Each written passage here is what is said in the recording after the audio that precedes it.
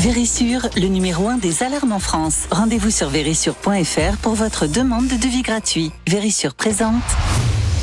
Sud Radio, parlons vrai chez Bourdin, 9h-10h, Jean-Jacques Bourdin. Il est 9h35, à l'occasion de la visite en France du président chinois Xi Jinping, nous débattons sur notre relation avec la Chine, sur la géopolitique, parce que la géopolitique change et bouge en permanence. Le régime chinois a changé, nos relations ont changé, l'Europe est partagée entre les États-Unis d'un côté et la Chine de l'autre.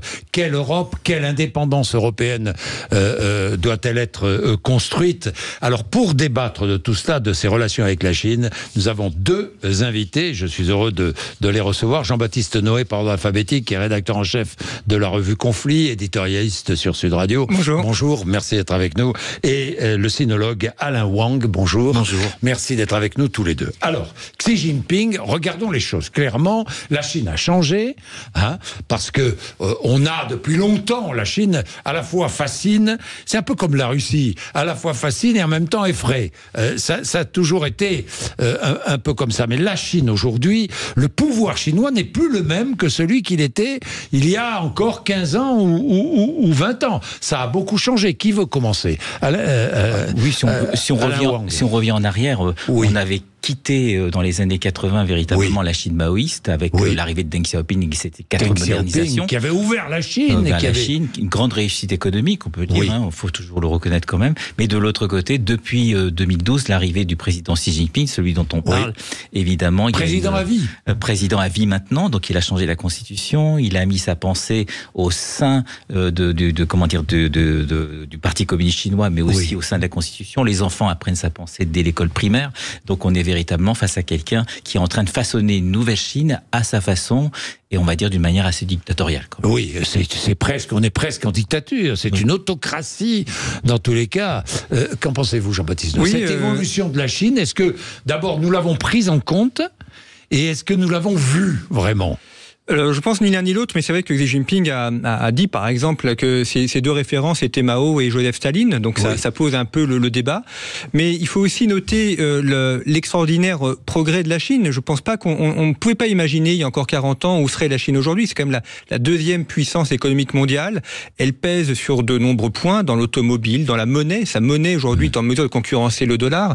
Et c'est ça aussi qui nous fascine. C'est comment ce pays, qui n'était pas grand-chose il y a 50 ans, avec des famines, avec une très grande pauvreté, aujourd'hui est en mesure de faire jeu égal avec les États-Unis. Oui. Alors là, il faut bien se rendre compte que c'est grâce aux Chinois, parce que là, on parle du gouvernement, il faut parler aussi du peuple chinois. C'est grâce à l'investissement qu'ont eu tous les Chinois depuis les années 80 dans la construction d'une économie privée, qui était extrêmement dynamique. Ça représente comme 70% de l'économie chinoise. C'est eux qui ont construit la Chine. Alors parlons de cet impérialisme. On peut évoquer, je peux employer le mot, impérialisme chinois, on est d'accord? Alors oui, si ce n'est que la Chine ne contrôle pas de pays extérieurs, ou n'a pas la volonté de contrôler des pays extérieurs. Il y a le cas de Taïwan, évidemment, que nous on considère comme un pays indépendant, que la Chine considère comme étant une région qui lui appartient, mais il n'y a pas encore... mais l'idée de s'étendre, l'idée d'une domination économique, éventuellement d'une domination culturelle, mais pas encore d'une domination militaire. D'ailleurs, je suis étonné, alors vous allez répondre, mais je suis étonné que dans le cadre de ce voyage, personne n'évoque Taïwan. Parce que c'est un sujet extrêmement sensible et qu'on ne sait pas comment faire. Oui, on ne sait pas comment faire. Et les Français ne savent pas comment faire. Oui. Ceci dit, on aurait pu l'évoquer puisque le représentant de Taïwan, de M. François Wu, a été présenté au cours de la remise de décoration de la Légion d'honneur de M. Gattolin, qui est un sénateur, au président de la République il y a quelques jours, en même temps que le Premier ministre en exil tibétain. Donc il y a quand même eu quelque chose qui s'est passé. Oui, mais ce que je veux dire, c'est que dans le débat public aujourd'hui, on parle très peu de personne, surtout Taïwan, on n'en parle pas parce que c'est un sujet qui fâche. Oui, puis parce que les relations internationales sont fondées sur la puissance, et que même si on est favorable à l'indépendance et l'autonomie de Taïwan, la puissance chinoise fait que les pays européens sont très limités. Alors moi je voulais revenir sur la partie de la Chine, parce qu'on a toujours l'impression que cette Chine est pacifique. faut toujours se souvenir quand même que dans les années 50, ils ont envahi le Xinjiang, qu'ils ont assimilé aujourd'hui, qu'ils essaient d'assimiler aujourd'hui. Ils ont envahi le Tibet, ils ont envahi un tiers de la Mongolie, et que depuis une dizaine d'années, ils sont en train de reprendre en main toute la mer de Chine méridionale. Et si on prend les traités internationaux, normalement, ils n'ont pas le droit de prendre l'ensemble de la mer méridionale. Mais la Chine ressemble à la Russie, quoi. Ou la Russie ressemble à la Chine. Ils se ressemblent tous les deux. Ce sont des impérialismes voisins. Ces deux autocrates dictateurs qui sont en train d'essayer de rêver ce qu'ils étaient autrefois. Ce que veut Xi Jinping finalement, c'est retrouver une Chine qui date de la dynastie des Qing, qui était gigantesque sur le plan territorial. C'est un peu sa vision. Et évidemment, la dynastie des Qing, en plus, qui n'est pas chinoise, qui est mandchoue. Donc, mais enfin, en dehors de ça, son idée, c'est ça. Et donc, de revoir une Chine en tant que, on va dire, superpuissance mondiale et en compétition avec les États-Unis, évidemment, directement. Sur le plan économique, la Chine a mieux réussi que la Russie. C'est évidemment qu'aujourd'hui, c'est un acteur qui pèse. Et la guerre en Ukraine lui a aussi été profitable, ou elle a réussi à en tirer profit, notamment en imposant sa monnaie comme étant une monnaie concurrente du dollar. Dans la guerre des monnaies, c'est quelque chose de fondamental. On voit la Chine mener aussi une guerre du droit, en copiant d'ailleurs le modèle de guerre du droit américain. Et puis en imposant sa raison d'être, une sorte de domination économique sur toute la partie Asie du Sud, l'Indonésie, les Philippines, qui est aujourd'hui un vaste espace chinois, au niveau économique, au niveau bancaire aussi. Bien, alors on va parler du rôle de l'Europe. Quelle doit être la position de l'Europe? Parce que les Chinois ne veulent pas se mettre l'Europe à dos. L'Europe est un grand marché. Il faut se souvenir qu'en 2022, le déficit européen vis-à-vis de la Chine, c'est 400 milliards d'euros. Oui. Donc nous finançons la Chine. Qui possède une part de la dette française aussi. Qui possède une part de la dette française. Ça compte. La dette, c'est un vrai sujet, parce que quand on parle de Taïwan, quand vous parlez de Taïwan avec Xi Jinping qui possède une partie de votre dette, vous êtes forcément pieds et poings liés. Votre marge de manœuvre est réduite. Évidemment. Une partie de la dette grecque aussi. Il faut voir que en 2010, pendant la crise des dettes souveraines, c'est la Chine qui vient au secours de certains pays. La Grèce, le Portugal, l'Italie, qui engage ces pays à suivre la Chine. De conquérir, c'est une façon c'est une conquête cachée, une manière de conquérir. Alors Diane va intervenir dans un instant, parce qu'on va parler de la réponse, quelle doit être la réponse européenne, et comment faire pour résister, pour être à équidistance en quelque sorte entre les États-Unis et la Chine. Comment l'Europe peut-elle résister à ces deux grandes puissances? C'est un des grands sujets de la géopolitique et de l'économie mondiale en ce moment. Je vais prendre Diane tout de suite, qui est à Perpignan. Bonjour Diane. Diane. Allô? Oui, allô? Oui, Diane. Bonjour. Oui, bonjour. Bonjour, que vouliez-vous dire? Eh bien, vous parliez sur Xi Jinping, là, qui était arrivé en France, et j'entendais tout à l'heure que vous disiez qu'il fallait le punir, il fallait être compétitif avec la Chine. Ça me fait rigoler quand même. Non, pas le punir. Il s'agissait de mettre des barrières douanières un peu plus solides à l'importation des produits chinois. Oui, mais alors laissez-moi rigoler quand même. Parce que regardez, rien qu'un exemple, les panneaux solaires. On a des usines françaises. Non, il n'y en a plus. On en avait deux. Non, on en a plus, mais pourquoi? On en avait deux. Pourquoi on n'en a plus? Tout simplement parce que nous, on taxe tout ce que eux, les Chinois, ils aident, ils les subventionnent. Oui. Donc quand ils arrivent, ils sont beaucoup moins chers, on peut pas être, on ne peut pas être compétitif. Qu'est-ce qui se passe avec les Chinois ont bien dit que si on les embêtait, il y a le vin de France qui est vendu en Chine, il va être pénalisé. Comme les Américains ont dit quand il y avait Trump. C'est-à-dire que le vin français, si on pénalise le cognac surtout, voilà, va être en grande difficulté. Et c'est-à-dire que toutes nos entreprises françaises, c'est les plus perdants. Je ne parle pas de l'Europe parce que l'Europe n'aide pas. Parce que s'ils se mettaient tous ensemble d'accord, les 27, on pourrait lutter contre la Chine. Mais on se tourne tellement le dos les uns des autres qu'on ne pourra pas être compétitif. Donc il faut plus d'Europe. Non, il faut plus. L'Europe, je ne vous dis pas plus d'Europe. Il faut plus d'aide. Il faut que l'Europe se tienne les coudes. Ils ne se tiennent pas les coudes. Et tant qu'ils ne se tiendront pas les coudes, ils n'en ont pas l'intention. Diane. Donc c'est parler pour rien dire sur la Chine. Parce que la Chine, ce n'est jamais parler pour rien dire, Diane. De réfléchir, ce n'est jamais parler pour rien dire. Pardon de vous le dire, Diane, mais jamais. Et de réfléchir à la situation géopolitique, c'est tellement important. La géopolitique a pris tellement d'importance aujourd'hui dans notre monde. Je ne sais pas si les Français se rendent compte suffisamment de cela. Les rapports internationaux sont tels aujourd'hui, le monde a tellement évolué, il y a un tel désordre mondial qu'on ne peut plus ignorer ces problèmes géopolitiques. On ne peut plus les ignorer. Oui, je voulais revenir sur les panneaux solaires ou les voitures électriques. C'est vrai que les Chinois les fabriquent avec des subventions très importantes de leur gouvernement, ce qui leur permet évidemment d'exporter pas cher. Mais on ne tient pas compte non plus, parce qu'on parle souvent que ça aide à la transition,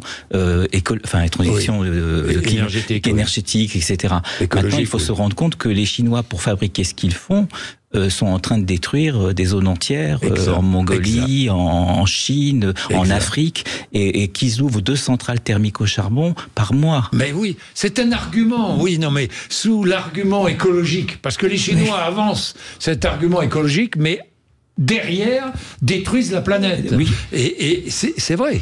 Oui, c'est vrai que c'est les Européens qui ont voulu remplacer les moteurs thermiques par les moteurs électriques. Donc, on fait aussi un très beau cadeau à la Chine. Oui, c'est vrai. Et il fallait, parallèlement à cela, subventionner l'industrie automobile européenne. Oui, sauf que les batteries des constructeurs français, elles ne sont pas fabriquées en France, elles sont construites... Elles le seront, mais elles ne le sont pas aujourd'hui, vous avez raison. Sauf qu'il faut faire très attention, parce que quand on écoute les économistes, la chanson, c'est que la Chine nous aide à faire la transition, mais maintenant, c'est un peu le nuage de Tchernobyl, c'est-à-dire, on a l'impression que ça va s'arrêter sur nos frontières, mais la destruction de la planète, on en a des conséquences tous les jours et partout. Bien, il est 9h46, à tout de suite. Vérissure, le numéro 1 des alarmes en France. Rendez-vous sur vérissure.fr pour votre demande de devis gratuit. Vérissure présente. Sud Radio, parlons vrai chez Bourdin, 9h-10h, Jean-Jacques Bourdin. On le sait, l'économie et la géopolitique sont étroitement liées. La Chine, aujourd'hui, souffre... sur son marché intérieur. Je veux dire par là que la Chine produit beaucoup de biens d'équipement, énormément, mais ne les vend pas aux Chinois. Parce que les Chinois ne les achètent pas. Donc que fait la Chine ? Elle accumule ces biens de consommation qu'elle essaie de répandre partout dans le monde, et notamment en Europe. C'est ce qui est venu chercher aujourd'hui Xi Jinping, Alain Wang. Alors, c'est vrai qu'il y a un axe vers l'Europe, mais il ne faut pas oublier aussi qu'il y a un troisième axe qui s'est beaucoup versé ces temps derniers, c'est l'Asie. C'est l'Asie. Et l'ASEAN en particulier. Aujourd'hui, on a des exportations, des relations commerciales qui sont à peu près équilibrées, 1/3 vers les États-Unis, 1/3 vers l'Europe, 1/3 vers l'ASEAN. Et ça, c'est assez nouveau. Je dirais, c'est la politique de dérisking, quelque part, du gouvernement chinois, pour éviter d'être trop dépendant à l'avenir, peut-être justement de l'Europe et peut-être des États-Unis. Parce que les Américains ont mis des freins. Évidemment. Des freins à l'importation de produits chinois. Ce que l'Europe devrait faire, est-ce que l'Europe devrait le faire ? Jean-Baptiste L'Europe peut le faire. Le problème, c'est que quand vous montez les droits de douane, vous touchez aussi, c'est-à-dire que les prix des produits vont augmenter. Donc ça va entrer en contradiction avec la question du pouvoir d'achat. Il faut bien voir qu'on va acheter des choses plus chères. Et puis, la Chine est un concurrent, mais il y a aussi un retard dans l'industrie française. Les normes, la fiscalité, les charges. On est dans un monde qui fait qu'on doit avoir une concurrence mondiale. Qu'on le veuille ou non, il y a une concurrence mondiale. Si l'industrie française a des boulets qui est mis par une suradministration, elle peut plus lutter. Oui, mais la concurrence mondiale est inégale, puisque nous mettons des règles, et notamment nous respectons les règles du commerce international, ce que font ni les Chinois ni les Américains. Alors, c'est vrai, mais il y a aussi des règles qu'on s'est mis aux pattes, comme l'action des centrales nucléaires, par exemple. C'est pas les Chinois qui ont fait fermer les centrales nucléaires françaises. Non, ça, on est d'accord. Donc, il y a aussi une inégalité par ce biais-là, où non seulement on a une naïveté par rapport à l'extérieur, et en plus, on se rajoute des normes qui ne devraient pas y être. Alors, je pense qu'il y avait quelqu'un qui avait été assez intelligent il y a très très longtemps, qui s'appelait Michel Barnier, qui avait émis l'hypothèse que vis-à-vis de la Chine, la seule solution qu'on avait, c'était la réciprocité. C'est-à-dire de se dire aux Chinois, vous avez accès au marché européen, mais en échange, il faut que nous ayons aussi, nous, le même accès sur le marché chinois. Et je pense que la bataille, elle est là, parce qu'aujourd'hui, on n'a toujours pas accès au marché chinois. Mais parce que notre commerce extérieur est considérablement déficitaire avec la Chine. Oui. Ah si, je regardais les chiffres. Ah oui, c'est sûr. Mais on a quand même pas mal d'entreprises qui sont en Chine actuellement, qui pourraient éventuellement travailler autrement, pouvoir vendre leurs produits, etc. C'est plutôt des produits qui sont fabriqués pour aller sur l'exportation et pas pour rester en Chine et vendre sur le marché chinois. C'est-à-dire que nous, Français, nos entreprises vont installer des usines en Chine pour venir nous envahir de produits chinois fabriqués par des entreprises françaises. Bien sûr, oui. Ça, il y a eu des cas. Danone, par exemple, a eu un problème il y a quelques années avec des vols de brevets dus à une association faite avec une entreprise chinoise. Évidemment, Danone avait porté plainte en Chine, mais enfin, dans ces cas-là, il était sûr de perdre. Donc, il y a eu plusieurs gros industriels français qui se sont un peu brûlés les ailes en se rendant compte qu'effectivement, les règles étaient inégales et qu'elles étaient forcément toujours contre eux.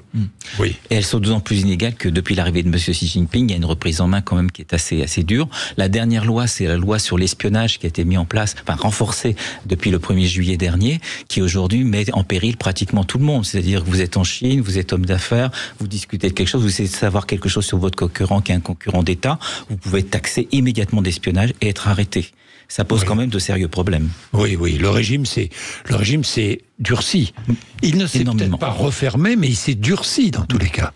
On le voit d'ailleurs avec Hong Kong, on parlait de Taïwan tout à l'heure, Hong Kong c'est aussi un vrai sujet où là aussi les Européens n'ont rien fait, alors que la Chine a violé un certain nombre d'accords lorsqu'il y a eu la rétrocession de Hong Kong à la Chine, qui fait que cette cité-État qui était un lieu de liberté économique ou intellectuelle, aujourd'hui voit ses libertés se restreindre. Oui, évidemment. Avec des symboles sur la liberté de la presse, liberté des ONG, liberté aussi. Les grands cabinets de conseil américains ont tous quitté, je dirais, la Chine, sont en train de quitter Hong Kong parce qu'ils ne peuvent plus travailler. Oui.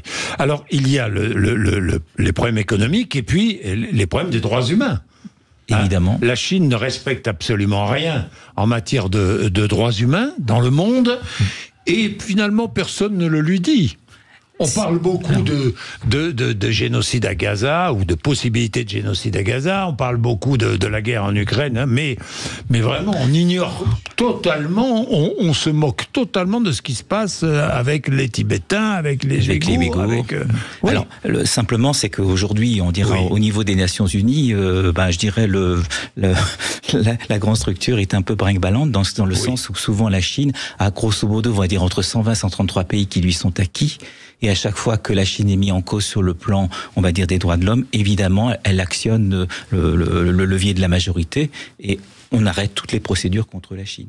Il y avait eu un rapport qui avait été émis sur le Xinjiang, il a été bloqué parce que les Chinois l'ont bloqué avec leurs amis. Est-ce que la Chine, parce que la Chine s'inquiète quand même sur le terrain géopolitique, est-ce que la Chine a progressé ces dernières années ou pas sur ce terrain-là ? Est-ce que la Chine est plus puissante aujourd'hui qu'elle ne l'était il y a 10 ou 20 ans ? À mon avis, oui. Quand on regarde l'Afrique, que sur le plan commercial. La concurrence russe quand même en Afrique un peu, non ? Oui, mais l'Afrique, c'est rien, c'est à peine 2% du commerce international pour la Chine. Donc c'est important pour les Africains, la présence chinoise, mais pour la Chine, la question africaine n'est pas importante. Je pense que c'est des matières premières, quand même. Oui, mais c'est assez faible. Le vrai concurrent, c'est l'Inde. Là, il y a une vraie concurrence, d'ailleurs, même d'un point de vue démographique, puisque l'Inde aura probablement plus d'habitants que la Chine dans les 10-15 ans qui viennent. Et l'Inde est aussi une très grande puissance pharmaceutique. Et d'ailleurs, je trouve que c'était intéressant du point de vue de la diplomatie française d'avoir à la fois accueilli le Premier ministre indien l'année dernière, le 14 juillet.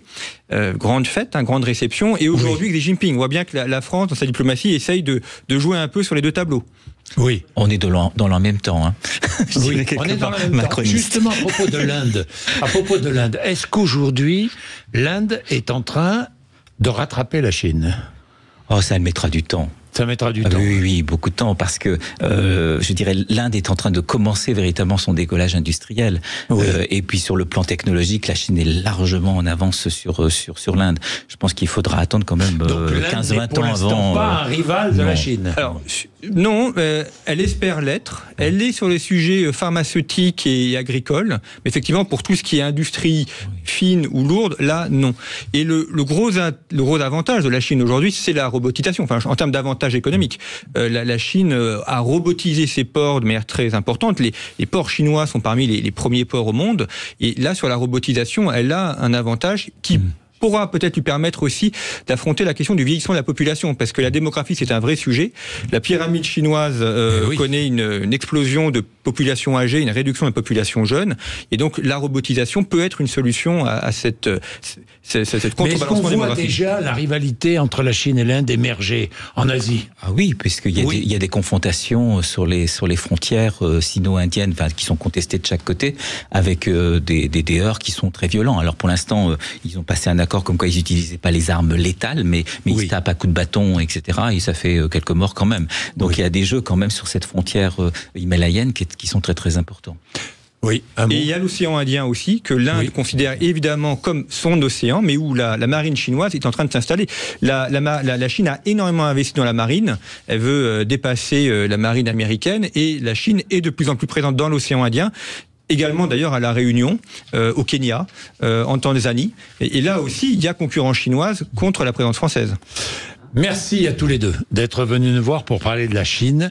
Merci. Valérie Expert et Gilles Gansman reçoivent Alexandra Redamiel, qui est directrice des divertissements et des jeux à France Télévisions, chef de la délégation française à l'Eurovision. Il est 9h57. Merci d'être avec nous sur Sud Radio. Sud Radio, parlons vrai chez Bourdin, 9h-10h, Jean-Jacques Bourdin. Avec Vérissure, le numéro 1 des alarmes en France. Rendez-vous sur vérissure.fr pour votre demande de devis gratuit.